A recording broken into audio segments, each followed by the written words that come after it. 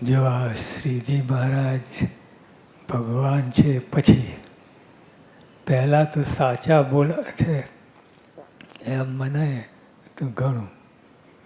સાચા બોલે એટલે શબ્દે શબ્દ જે વચન ઉચ્ચારે છે તે હૃદયમાં ધારવા જેવા એક એક શબ્દ એવા સાચા છે, જે એવી રીતે સાચા મનાય. પછી પૂર્ણ પુરુષોત્તમ નારાયણને એ બધી ઉપમા પછી સાચા બોલા દ્રઢપણે મનાય. એક તો એ પછી એમાં બધું આવી ગયું. સાચા બોલા કે એટલે જે વાત કરે છે, વચન ઉચ્ચારે છે એ બધું જ સાચું છે. તો પછી એમના સ્વરૂપની વાત પોતે વાત કરી છે એ બધું સાચું પડે. એટલે પહેલાં તો ભગવાન સાચા બોલાશે એટલું દ્રઢપણે, અતિ દ્રઢપણે મનાય. એમાં શબ્દનો ફેરફાર નહીં, એ રીતે મનાય. એટલે બધું આ જે યુવકો આ બધી વચનાની વાણી ઉચ્ચારી એ બધું જ સાચું પડે. નહીં તો જે ભગવાન સાચા બોલાય છે એવું ન મનાય. જરાય પણ ડગમગ થાય તે કામ બગડે. અને આ બધી જે મહારાજે જે વાત કરી છે એ બધું આપણે ફરી વાર કરવું પડે. એટલે સાચા બોલા મને. બીજી વાત સર્વે નાશવંત છે એવું મનાય. સર્વે નાશવંત ઠેઠ પ્રકૃતિ પુરુષ સુધી બધું નાશવંત છે. અને આપણો વ્યવહાર છે એ નાશવંત છે, તુચ્છ છે, ક્ષણિક છે, એ બધું મનાય.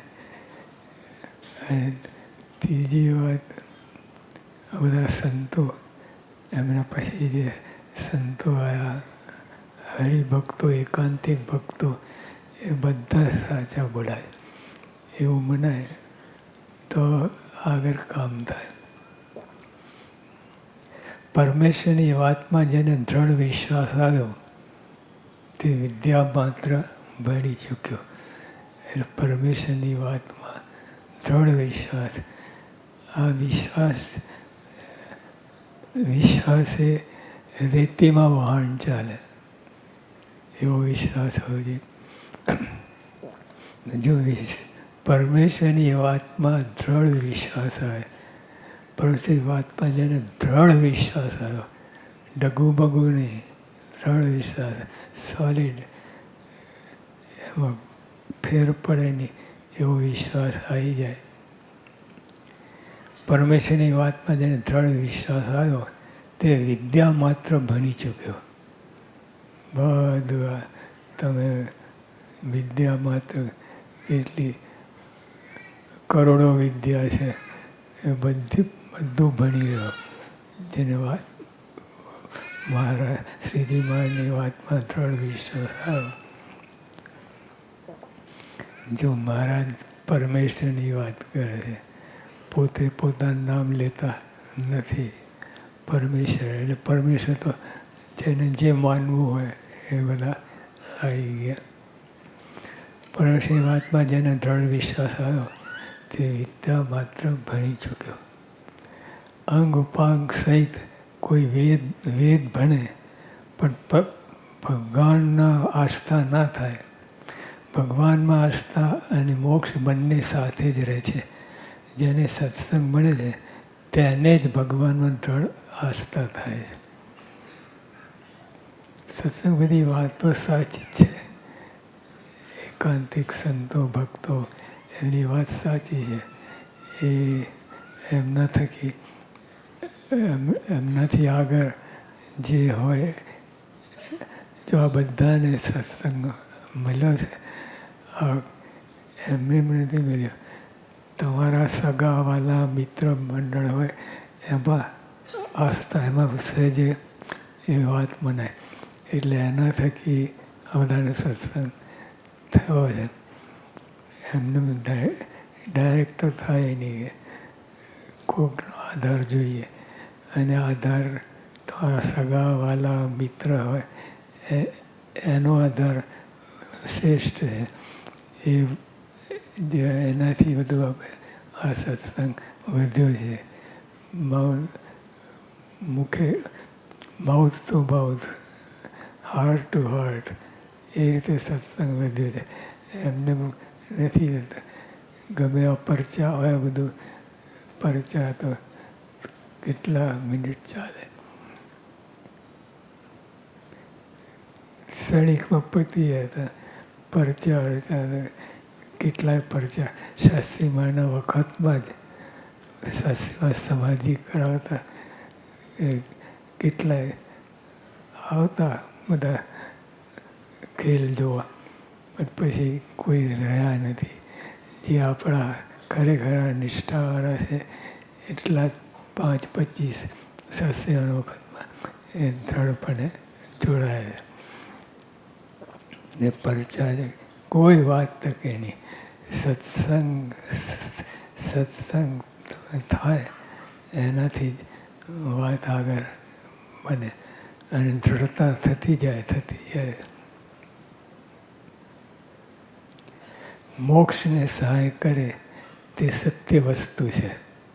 જો મહારાજ બે જ વાત મૂકી, મોક્ષ અને વ્યવહાર. એમાં જો આપણે મોક્ષને સહાય કરે એ સત્ય વાત છે. જેને સત્સંગ મળે છે તેને જ ભગવાનમાં દ્રઢ આસ્થા થાય છે. સત્ય અસત્યનો વિવેક આવે છે. મોક્ષને સહાય કરે તે સત્ય વસ્તુ છે. બીજી અસત્ય છે. અસત્યનો ત્યાગ થાય છે ને સત્યનું ગ્રહણ થાય છે. અસત્ય પણ લક્ષ્ય રહે તેટલો કુસંગ જાણવો. આ બે એટલે આ મોક્ષની વાત મહારાજ સ્વામી પૃથ્વી પર આવ્યા એમના થકી આ કામ થયું. બીજા બધું અસત્યમાં કાપે. એટલે અસત્ય એટલે લાંબે ગાળે. કાલે ધડાકો થાય એવું નહીં, પણ લાંબે ગાળે એ અસત્ય છે. અસત્ય રહેવાનું છે.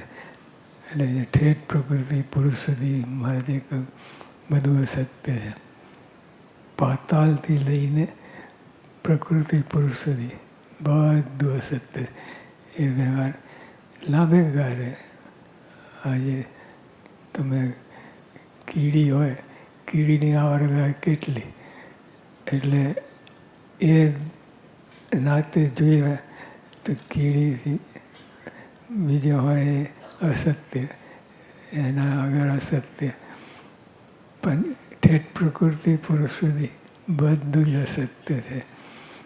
એટલે એ તો આપણે બહુ લાંબી વાત છે, પણ ટૂંકમાં આપણે જે મળ્યા છે એમાં દ્રઢ જોડાવો, દ્રઢપણે જોડાવો એ જ માલ છે. એમાં બધું રહી જઈશું આપણે. શંકા કુશંકા રહી જ ગયા બધું.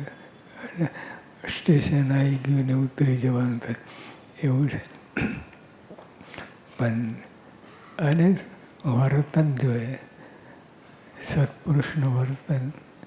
એ યોગીઓ આપણે એકવાર કહ્યું હતું કે જિંજા મંદિર છે આપણે આફ્રિકામાં. ત્યાં અગાશીમાં બધા કળશ ચડાવવાના હતા.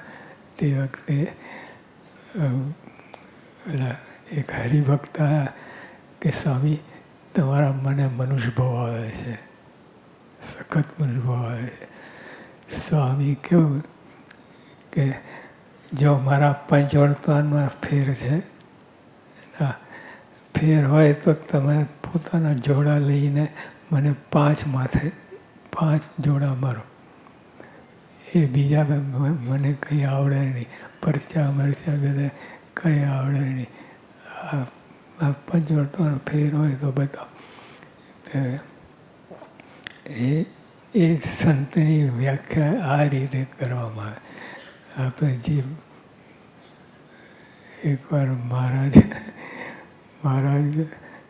હતા અને એક હરિભગતના મનમાં થયું કે શ્રીજી મહારાજ મને ડ્યુટીમાં પોતાની ડૂટીમાં રૂપિયો મૂકવા જાય તો હું ભગવાન માનું.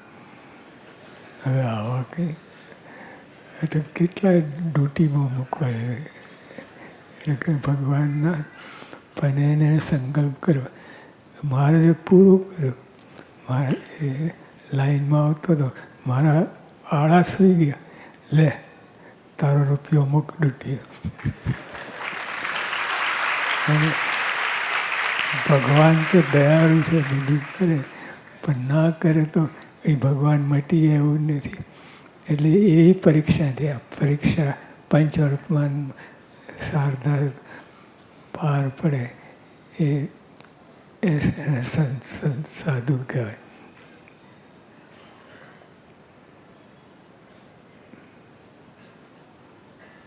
સહજાનંદ સ્વામી મહારાજની જય.